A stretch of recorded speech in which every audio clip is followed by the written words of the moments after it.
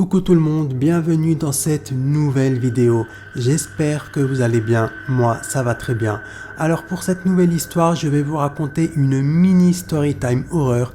Mais juste avant de commencer cette nouvelle histoire, n'oubliez pas de vous abonner à ma chaîne, de liker cette vidéo et de partager cette vidéo au maximum afin que l'algorithme de YouTube donne beaucoup plus de visibilité à ma chaîne. Je vous en remercie. Donc sans plus attendre, le début de l'histoire. Cette histoire se passe en Arabie Saoudite et la personne qui nous raconte cette histoire s'appelle Ilham. Ilham nous dit qu'elle a vécu cette histoire, donc l'histoire que je m'apprête à vous raconter, aux côtés de ses parents, de son grand frère et de ses deux sœurs. Elle nous dit aussi qu'il y a des années, elle vivait donc aux côtés de toute sa famille dans un petit appartement. Elle nous dit que cet appartement se situait dans le centre-ville de Riyad, mais qu'à force, cet appartement était devenu trop petit pour eux six. Un jour, le père d'Ilham était dans une supérette en train de faire quelques courses, quand soudain il va croiser son voisin. Donc ils vont commencer à discuter, puis au fil de la conversation, il y a ce fameux voisin qui va lui dire « Mais tu sais, il y a une maison qui est près de la montagne, qui est à vendre, elle est bon, il faut faire quelques travaux à l'intérieur, mais elle est vraiment pas chère. Moi, j'aurais bien aimé l'acheter moi, mais bon, j'ai pas trop d'argent. Mais si tu es intéressé, je peux te donner le numéro du vendeur. » Le père d'Ilham, lui, il était content. Il lui a dit, écoute, moi, je suis intéressé. J'aimerais bien vivre avec ma famille à la montagne. Au moins, voilà, on serait là-haut à l'air pur. Parce que là, voilà, on est en ville, avec toute la pollution et tout ça. C'est pas très bon pour la santé. Et de toute façon, on aimerait bien vivre au calme. Donc franchement, ce serait vraiment une bonne solution pour nous. Il a donc pris le numéro du vendeur et il a remercié son voisin. En rentrant à la maison, le père d'Ilham va voir sa femme et va directement lui parler de cette opportunité de pouvoir acquérir cette maison à la montagne pour peu cher. Il en parle donc à sa femme et sa femme a tout de suite accepté. Elle lui a dit, moi j'aimerais bien moi aussi qu'on aille vivre à la montagne, au moins on serait là-haut à l'air pur, voilà, en plus la montagne c'est vraiment très très beau au visuel, on serait vraiment très très bien là-haut, on aurait beaucoup de place dans cette grande maison, moi franchement je suis pour. Quelques jours plus tard, le père d'Ilham a contacté le vendeur donc de la maison de la montagne. Il l'a contacté, il lui a dit écoute, c'est mon voisin qui m'a donné ton numéro, je suis très intéressé pour acheter ta maison, donc est-ce qu'il serait possible pour vous que je la visite aujourd'hui? Le vendeur a tout de suite accepté, donc le père d'Ilham a été lui seul donc, pour visiter la maison. La maison lui a beaucoup plu. Bon, effectivement il y avait quelques travaux à faire, mais c'était rien de trop gros. Donc il lui a dit écoutez, moi votre maison m'intéresse, donc si vous êtes toujours d'accord, moi je suis prêt à vous l'acheter. Le vendeur, bien évidemment, il va accepter. Ils ont signé tous les deux la paperasse qu'il y avait à signer. Le père d'Ilham lui a fait quelques jours plus tard le virement pour la maison. Puis quelques jours plus tard, il était enfin propriétaire. 2 semaines plus tard, toute la famille a emménagé dans cette fameuse maison. Pendant qu'ils habitaient dans cette maison, ils ont commencé à faire des travaux. Et pendant que les parents d'Ilham faisaient des travaux, Ilham, elle va trouver dans un trou de la maison une bague en or. Elle va bien évidemment donc ramasser cette bague et la mettre à son doigt. Ensuite, elle est partie voir ses parents, toute contente, toute heureuse. « Regarde maman, regarde papa, j'ai trouvé une bague en or dans un trou. Regarde, elle est trop belle, elle est trop belle. » Sa mère, elle regarde donc la bague et elle lui dit « Mais non, ça se fait pas, ça se trouve c'est quelqu'un qui l'a oublié, ça se trouve c'est les anciens propriétaires qui l'ont oublié ou qui l'ont fait tomber sans faire exprès.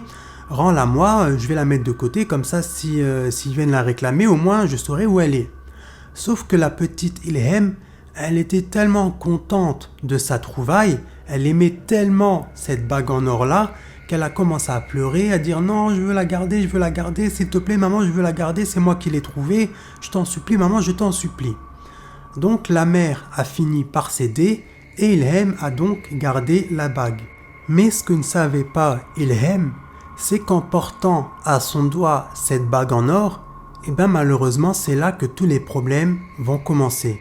tous les soirs, alors que Ilhem était dans son lit en train de dormir, elle se réveillait à chaque fois parce qu'elle entendait du bruit dans la cuisine. Elle entendait tous les soirs de la vaisselle tomber sur le sol. En entendant cela, bien évidemment, elle avait peur. Donc ce qu'elle faisait, c'est qu'elle allait dans la chambre de sa mère, elle la réveillait et elle lui disait « Maman, vite réveille-toi, il y a du bruit dans la cuisine, c'est comme s'il y avait quelqu'un qui prenait toute la vaisselle et qui l'explosait sur le sol. Maman, s'il te plaît, réveille-toi et viens voir. » Donc en entendant cela, la mère d'Ilhem se réveillait à chaque fois. Elle descendait avec sa fille dans la cuisine, elle allumait la lumière et là, il n'y avait rien.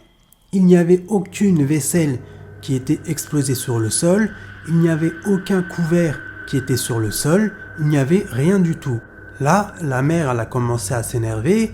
C'est pas la première fois que tu me fais ça. Ça fait quelques jours que tu me dis qu'il y a quelqu'un qui explose de la vaisselle sur le sol. Tu vois bien qu'il n'y a rien du tout. Moi, j'en ai marre, je suis fatigué. En plus, avec les travaux, je suis extrêmement fatigué. J'ai mal partout. Donc maintenant, tu vas arrêter. T'es la seule à entendre ça. Voilà, je sais pas si t'es folle ou pas, mais moi, j'entends rien du tout. Donc maintenant, tu vas aller t'endormir et tu vas arrêter de me réveiller tous les soirs en me racontant des bobards. La pauvre Ilhem, elle avait beau insister et même jurer auprès de sa mère, mais malheureusement sa mère ne voulait pas la croire. Quelques jours plus tard, quand Ilhem et ses deux sœurs sont rentrées de l'école, elles ont ouvert la porte, elles sont entrées dans le salon et là, elles ont trouvé sur le sol plein de jouets ainsi que plein de bijoux en or. Il y avait des bagues en or, des bracelets en or, des colliers en or, des boucles d'oreilles, plein de jouets. Et tout ça, c'était étalé sur le sol du salon. Donc là, il y a l'une des sœurs d'Ilhem qui veut dire « Mais c'est quoi ça? C'est quoi tous ces jouets, tous ces bijoux? C'est papa qui nous a fait ce cadeau ?» Il y a l'autre sœur qui va dire « Bah non, papa il a pas d'argent, il a pas les moyens, ça peut pas être lui. » Et l'autre sœur, elle veut dire « Bah à ton avis, ça peut être que lui qui nous a acheté tous ces bijoux-là et tous ces cadeaux-là. » Donc du coup, ce qu'elles ont fait, c'est qu'elles ont commencé à jouer. Elles ont joué avec ces bijoux et tous ces jouets-là pendant des heures et des heures, jusqu'au moment où les parents de Ilhem sont arrivés. Quand ils ont à peine ouvert la porte du salon, là où étaient Ilhem et ses petites sœurs en train de jouer, tous les jouets et tous les bijoux en or, pouf, ils se sont évaporés. Et tous les jours, c'était comme ça. À chaque fois, Ilhem et ses sœurs retrouvaient par exemple dans leur chambre ou dans le salon des jouets et plein de bijoux en or, et quand elles jouaient avec et que l'un des parents entrait dans la pièce, pouf, tout ça, ça disparaissait. À chaque fois, ça faisait exactement la même chose. Quelques jours plus tard, Ilhem était assise devant la maison et elle touchait sa bague comme ça, elle tournait sa bague autour de son doigt et au bout d'un moment, elle va voir 3 hommes passer devant elle. Elle les a donc regardés et quand elle les a salués, pouf, ils ont disparu. Et ça a fait ça au moins 3-4 fois dans la journée. Ilhem voyait ces hommes, mais dès qu'elle les saluait, ils disparaissaient. Elle est donc rentrée dans la maison, elle est partie voir sa mère, elle lui a dit « Maman, j'ai vu ça 3-4 fois d'affilée, je vois des hommes, et dès que je leur dis bonjour, ils disparaissent, etc. etc. » Sauf que sa mère, encore une fois, elle ne voulait pas la croire. Elle lui a dit « Mais non, mais ma fille, tu te fais des films, pourquoi moi je les ai pas vus, ces hommes-là, tu te fais des films, tout ça c'est dans ta tête, etc. etc. » Ilhem, la pauvre, avait beau insister et lui dire « Mais maman, je te le jure, je les ai vus de mes propres yeux. » Elle avait beau insister, mais malheureusement, encore une fois, sa mère ne voulait pas la croire. Quelques jours plus tard, il y a la tante d'Ilhem qui est venue avec son nouveau-né. Elle est venue voir sa sœur, donc la mère d'Ilhem. Elle lui a dit « Écoute ma sœur, là je viens d'accoucher, c'est pas facile pour moi, je suis vraiment très fatiguée. Est-ce que tu pourrais s'il te plaît t'occuper de mon fils pendant 2 jours, le temps que moi je me libère l'esprit, le temps que je me repose un petit peu parce que je suis vraiment fatiguée. Donc s'il te plaît, est-ce que tu peux me garder mon fils, mon nouveau-né pendant 2 jours ?» La mère d'Ilhem, bien évidemment, elle a accepté et elle a pris l'enfant. Le soir même, toute la petite famille ainsi que le nouveau-né étaient en train de dormir dans le salon. Donc ils étaient en train de dormir tous ensemble par terre dans le salon. Puis alors que tout le monde était en train de dormir, Ilhem va se réveiller parce qu'elle va entendre du bruit. elle va se réveiller, elle va tourner la tête en direction du mur et là, elle va voir une femme qui est sortie du mur, habillée tout en noir. Elle avait un voile noir qui cachait son visage. Elle a tendu ses deux bras en direction du bébé. Elle s'est abaissée en fait pour voler le bébé. Mais c'est là que Ilham va commencer à crier « Papa, maman, réveillez-vous, réveillez-vous, elle veut voler le bébé, réveillez-vous, papa, papa, s'il te plaît, réveille-toi, réveille-toi » Donc là, il y a tout le monde qui s'est réveillé, le père s'est réveillé et il a vu cette femme-là qui était en train de partir en courant. Donc il s'est levé, il l'a suivi et quand il est arrivé devant la maison, pouf, il n'y avait plus personne. La femme qui était vêtue tout de noir qui voulait voler le bébé, elle avait disparu. En même pas 2 secondes, en une fraction de seconde, elle avait disparu du visuel du père d'Ilham. Donc une fois que le père est rentré dans le salon, il leur a dit faites attention parce que voilà, si la prochaine fois moi je suis pas là, faites très très attention. Je crois qu'il y a une femme qui est là, qui tourne dans le village, qui vole des bébés. Faites très très attention, on ne sait jamais. Il faut toujours fermer la porte à clé, il faut vraiment qu'on fasse attention. Mais la prochaine fois, si moi je suis pas là, vraiment faites gaffe. Encore une fois, Ilham va dire à son père, mais papa, je l'ai vue, elle est sortie du mur, je te le jure, je l'ai vue, elle est sortie du mur, elle avait un voile noir sur le visage, elle était vêtue tout de noir, etc., etc. Son père, il ne l'a pas cru, bien évidemment. Il lui a dit, mais tu racontes n'importe quoi, tu racontes que des bêtises, comment une femme pourrait sortir du mur et tout ça. Donc, en voyant que personne ne voulait la croire, la pauvre Ilham, elle a arrêté de parler. Ensuite, la famille a eu du mal à s'endormir, mais alhamdoulilah, grâce à Dieu, ils ont quand même réussi à trouver le sommeil. Un jour, Ilham, elle était assise devant chez elle, tranquillement, en train de regarder l'horizon, et quand elle va voir, sur sa droite, à peu près 50-60 mètres d'elle, son frère qui était de dos. Donc elle l'a appelé, donc son frère il a 18 ans, enfin il avait 18 ans à l'époque, elle l'a appelé par son prénom, elle l'a appelé, mais il ne voulait pas se retourner. Donc elle a été le voir, elle s'est rapprochée de lui, et au moment où elle a posé sa main sur son épaule pour lui dire « retourne-toi, c'est moi », il s'est retourné, et là c'était plus son frère. La personne qui était devant elle, elle avait la peau sur les os, et elle était toute noire, mais un noir vraiment bizarre. Et ses yeux étaient d'un rouge, mais un rouge vraiment brillant comme ça.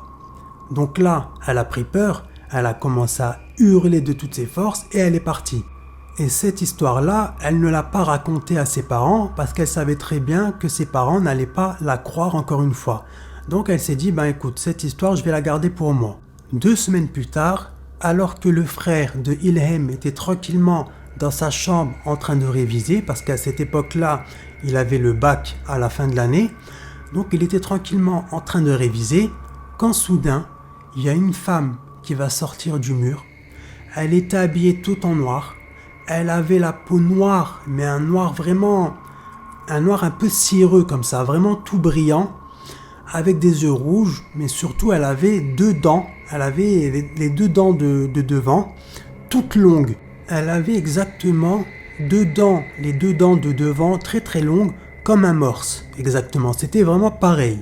Si vous ne savez pas ce que c'est qu'un morse, allez voir sur internet, vous verrez. Mais c'est exactement la même description, elle avait exactement les mêmes dents. À ce moment-là, il a commencé à crier de toutes ses forces, sauf que personne ne l'entendait. Il a essayé de bouger pour partir en courant, mais c'est comme si ses 2 pieds étaient attachés et que ses 2 mains étaient attachées. Il n'arrivait pas à bouger. Et cette femme-là, cette démone, elle s'est approchée de lui et paf, elle lui a mis un énorme coup sur le dos.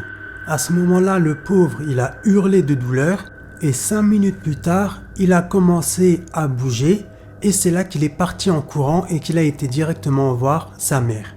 Il a commencé à hurler de toutes ses forces. « Maman, maman, j'ai vu une femme sortir du mur avec les dents très très longues. Elle était toute noire avec les yeux rouges. Elle avait un voile noir. Elle faisait peur. Maman, maman, je te jure, maman. » Là, sa mère, elle a commencé à tout faire pour essayer de le calmer. Mais il était tellement en état de choc, en état d'angoisse, qu'il avait du mal à se calmer. Donc elle a commencé à lui réciter du Coran. Et là, alhamdoulilah, grâce à Dieu, petit à petit, il a commencé à redescendre jusqu'au moment où, grâce à Dieu, il s'est calmé. Un mois plus tard, il y a la femme de l'oncle de Ilhem qui va appeler le père d'Ilhem et qui va lui dire « Salam alaikum mon frère, je voulais savoir parce que dans quelques jours, j'ai un mariage qui va se dérouler pas très loin de chez vous. Est-ce qu'il serait possible que je vienne passer 2-3 nuits chez vous ?» Bien évidemment, le père d'Ilhem, il va accepter, vu que c'est sa belle-sœur. Il va lui dire, il n'y a pas de problème, ma sœur, tu peux venir quand tu veux, cette maison, c'est aussi la tienne. 4 jours plus tard, la belle-sœur du père de Ilhem arrive donc chez eux. Toute la journée se passe bien, la soirée se passe très très bien également. Puis arrive le moment du coucher. Donc toute la famille était paisiblement en train de dormir, quand soudain, la belle-sœur du père de Ilhem va commencer à hurler, mais à hurler comme une folle, comme si on voulait lui ôter la vie. Elle est en train de crier, aidez-moi, aidez-moi s'il vous plaît, aidez-moi, aidez-moi.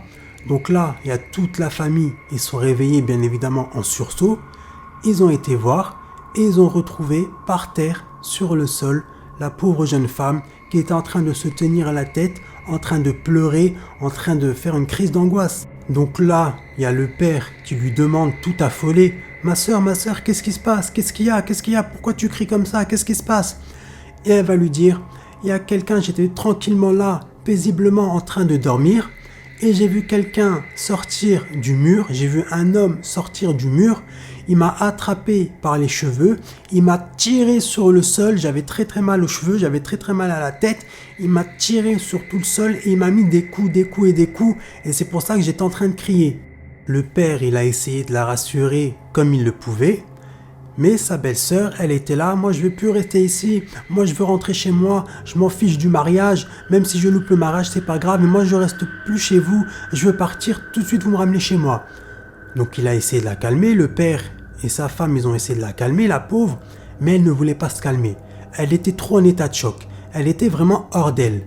Puis elle leur a dit non, moi je rentre tout de suite chez moi, je n'attends pas demain, je n'attends pas après-demain, je rentre tout de suite chez moi, tout de suite vous me déposez à la maison. Donc le père, le pauvre, il avait pas le choix, il n'avait pas d'autre choix que de la ramener chez elle. Donc c'est ce qu'il a fait, il l'a ramenée chez elle et pendant tout le trajet, la pauvre, elle était là en train de réciter du Coran, réciter pour se calmer, mais elle avait beaucoup de mal à se calmer. Elle tremblait, elle avait les larmes aux yeux, elle transpirait, elle était vraiment dans un sale état.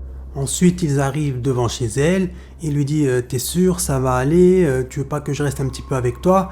Elle lui dit « Non, t'inquiète pas, ça va aller », mais elle lui disait ça d'une voix toute tremblante, la pauvre. Ensuite, elle a claqué la porte et elle est rentrée chez elle. Et à cause de cette histoire-là, plus jamais elle n'a remis les pieds chez eux. Le lendemain matin, il y a la belle-sœur donc du père de Ilhem, celle à qui il est arrivé cette chose horrible la veille, qui va les contacter, qui va dire au père d'Ilhem « Salam mon frère, moi c'est juste pour te prévenir de ne pas rester dans cette maison. Cette maison, elle est meskouna, elle est hantée, elle est habitée par des djinns, par des démons, a'oudou billah. Ils vont finir par vous rendre fou. Ces djinns vont vous rendre fou, ces djinns vont rendre fou tes enfants. S'il te plaît mon frère, écoute-moi, fais-moi confiance, crois-moi. Quittez cette maison, partez de cette maison et allez vivre ailleurs. Parce que moi, ce que j'ai vécu la nuit précédente, c'est pas normal. C'est quelque chose de très très effrayant et je veux pas que ça attaque tes enfants ou que ça vous attaque vous aussi. Donc vraiment mon frère, s'il te plaît, écoute-moi, quittez cette maison parce que cette maison elle est vraiment pas bonne, elle est vraiment mauvaise. Parce que si tu m'écoutes pas, tu vas voir, ils vont vous rendre fou, ils vont rendre fou tes enfants et ça va vraiment partir en cacahuète. Donc quittez cette maison au plus vite. Ensuite, elle lui a dit, je sais très bien tout l'argent que tu as investi dans cette maison, je sais tous les travaux que vous avez fait dans cette maison, mais la santé c'est plus important. Et là, le père de Ilhem, il a écouté sa belle-sœur et il lui a dit, ouais c'est vrai, t'as raison, il se passe des trucs vraiment bizarres dans cette maison, t'es pas la première personne qui se plaint d'avoir vécu des phénomènes paranormaux dans cette maison. Mon fils s'est plaint d'avoir vécu quelque chose de paranormal, ma fille aussi plusieurs fois. Donc c'est vrai qu'il se passe vraiment des choses bizarres dans cette maison, donc t'as raison, je vais la mettre en vente et on va partir. Et c'est ce qu'ils ont fait. Ils ont mis leur maison en vente et sont repartis vivre dans le centre-ville de Riyad. Les pauvres, ils n'avaient plus d'argent, donc ils pouvaient plus se permettre de vivre dans une maison, donc ils ont dû louer un nouvel appartement. Une fois que la petite famille a emménagé dans leur nouvel appartement, tout se passait très bien pour toute la famille, sauf pour la petite Ilhem. Elle était la seule à toujours voir ces choses horribles et à les entendre. Bien évidemment, les parents ne comprenaient pas pourquoi c'était la seule qui pouvait toujours voir et entendre ces choses. Eux, ils ne se sont pas dit que c'était à cause de la bague. Donc du coup, ils ne comprenaient pas. Un jour, le père d'Ilhem en a eu marre de tout ça, que sa fille continuait à avoir des genoux, na'oudou billah. Donc il a pris la décision d'aller voir un imam avec sa fille. Ils sont allés voir un imam du village. Le père d'Ilhem lui a expliqué toute la situation. Et là, l'imam il commence à discuter pendant quelques minutes avec Ilhem. Et pendant qu'il discutait avec elle, l'imam n'arrêtait pas de fixer le doigt d'Ilhem. Il n'arrêtait pas de regarder, de fixer sa bague. Et là, l'imam va lui dire c'est ça qui cette bague-là, ça fait longtemps que tu l'as? Et là, Ilhem va lui dire non, ça fait pas longtemps, je l'ai depuis qu'on a emménagé dans cette maison, je l'ai trouvé dans un trou. Là, l'imam, il regarde le père d'Ilhem, il lui dit ça y est, c'est ça le problème c'est la bague. Tous les soucis que vous avez eus viennent de cette bague. Cette bague-là, elle est mauvaise, elle est maléfique, il y a des djinns, des démons, a'oudou billah, qui y sont attachés. Et c'est pour ça que votre fille n'arrête pas de les voir, parce que vu que c'est elle qui porte cette bague autour de son doigt, en fait ils sont attachés à elle. Et c'est pour cette raison qu'elle est la seule à continuer de les percevoir et de les entendre. Et là, le père va dire à l'imam, ok d'accord, mais qu'est-ce qu'on fait maintenant? Comment on va faire pour se débarrasser de cette bague-là? L'imam lui a dit, ne t'inquiète pas mon frère, ça c'est mon problème, c'est moi qui m'en occupe. Elle va me donner cette bague et moi je vais m'en débarrasser. Donc Ilhem, elle a retiré la bague de son doigt et elle l'a donnée à l'imam. Ensuite, Ilhem et son père sont rentrés chez eux et quelques jours plus tard, la pauvre Ilhem va continuer de voir ces choses paranormales. Elle va donc en parler à ses parents et son père va décider de l'emmener de nouveau chez cet imam. L'imam va commencer à réciter du Coran sur elle et c'est là que l'un des démons qui possédait, qui était rattaché à cette bague, va se manifester. Donc il va se manifester, l'imam va lui dire pourquoi tu es dans son corps. Et le démon va lui dire tout simplement parce que quand Ilhem a mis cette bague autour de son doigt, moi je suis resté accroché à elle physiquement. Et c'est pour cette raison que je suis accroché à elle actuellement. Donc l'imam, il lui a demandé de quitter son corps immédiatement. Et franchement, alhamdoulilah, grâce à Dieu, le démon, il a même pas cherché à négocier, il a quitté son corps immédiatement. Ensuite, une fois la ruqya terminée, l'imam a dit au père de Ilhem, ça y est, maintenant votre fille, alhamdoulilah, grâce à Dieu, elle est guérie, et ne vous inquiétez pas, plus jamais vous n'allez revivre de phénomènes paranormaux. Et c'est ce qui s'est passé, ils n'ont plus jamais revécu quoi que ce soit. Un jour, quelques temps plus tard, le père de Ilhem va tomber sur qui? Il va tomber sur leur ancien voisin, celui qui leur avait dit voilà, il y a une maison qui est à vendre à la montagne, etc. etc. Et là, le père d'Ilhem va lui dire salam alaikum, voilà, il va lui dire alaikum salam. Il va lui dire alors, ça se passe bien dans ta nouvelle maison, que du khir, Inch'Allah, que du bon. Et là, le père de Ilhem va tout lui raconter. Il va lui raconter tout ce qui s'était passé dans la maison. Il va lui dire voilà, maintenant on n'habite plus dans cette maison et cette maison, elle est actuellement en vente. Et ensuite, le père de Ilhem, il va lui dire tu sais pas pourquoi l'ancien propriétaire avait mis cette maison en vente? Et là, l'ancien voisin va lui dire quoi? Il va lui dire en fait, tout simplement, il a mis cette maison en vente parce que quand il habitait là-haut avec sa fille, sa fille, au bout d'un moment, elle a commencé à avoir des choses bizarres, des choses paranormales, et à force, avec le temps, elle a perdu la raison. Et la pauvre, à l'heure où je te parle, elle est dans un fauteuil roulant. Le père de cette jeune fille a été voir un imam pour essayer de guérir sa pauvre fille. Mais malheureusement, il était trop tard pour elle. Donc l'imam lui a dit la seule solution, c'est de partir et de vendre cette maison. Et c'est pour cette raison que la maison a été mise en vente et c'est comme ça que toi tu as acheté cette maison. À ce moment-là, le père de Ilhem, il a pété les plombs contre son ancien voisin. Il lui a crié dessus, il était vraiment à deux doigts de lui sauter dessus. Il lui a dit, tu savais tout ce qui s'était passé dans cette maison et tu m'as rien dit, tu m'avais rien dit. Pourquoi tu me l'as pas dit depuis le début? Ça aurait pu éviter beaucoup de problèmes. Moi maintenant j'ai des problèmes financiers et tout ça c'est de ta faute. Et du coup ils sont embrouillés, mais alhamdoulilah ils en sont pas venus aux mains quoi. Et là, à l'heure où je vous parle, la maison n'a toujours pas trouvé d'acheteur. Mais grâce à Dieu, tous les phénomènes paranormaux ont cessé. Donc voilà, c'est la fin de cette histoire. J'espère que cette histoire vous aura plu.